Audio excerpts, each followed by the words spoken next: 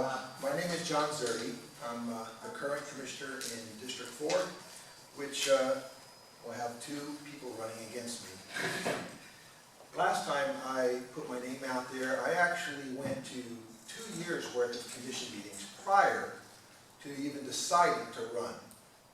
I got involved in my city, and I got active, and I tried to learn the issues, not at the last minute, but for years.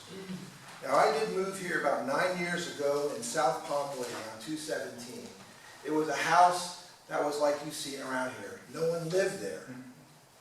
It's a 2-story house that meant for maybe one family above and one family below. But it was divided up in a number of pieces with stairs all on the outside, steel stairs that you couldn't even really walk up. I moved here with my family. I have 3 kids. They aren't living with me right now. They're all moved out, and one's still in university level. So we're empty nesters. But we didn't have a 4-bedroom house where we could move. And I chose to take this house that was ramshackled and put in many $100,000 into the property because I believed in this city. At the time I was building and working on Mr. Romano's Eco Center over here, which is across from the City Hall. Some of you know that building because I believe this city has an environmental side to it and concerns not only about trees and greenways, all right, but really about the way that the city can grow responsibly.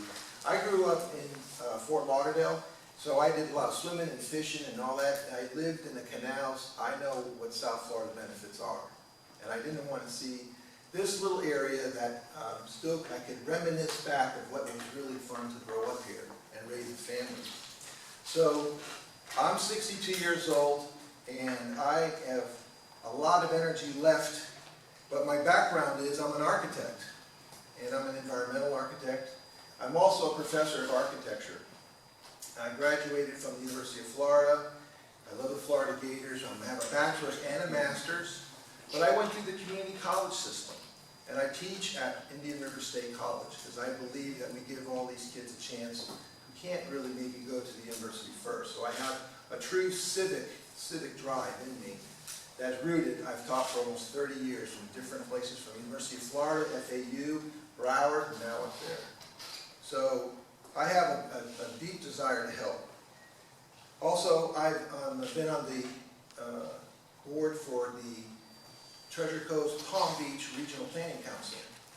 That's across for 7 counties.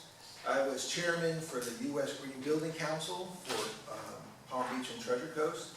A member of the board for the U.S. Green Council for all South Florida. I was chairman for the Children's Home Society, founded by Dave Thomas, the Wendy's proprietor. I was chairman of that for a number of years, and I was president of the AIA, American Institute of Architects in Broward County. Wherever I start and put my feet down, I try to get into a position where I can do the most good and help. I saw an opportunity here. When I went to rebuild my house, I ran into so much problems with getting permits, and it was ridiculous, where I even had to redo windows in my house. So I went to the historic board. I needed to change every window out and put exactly the same size back.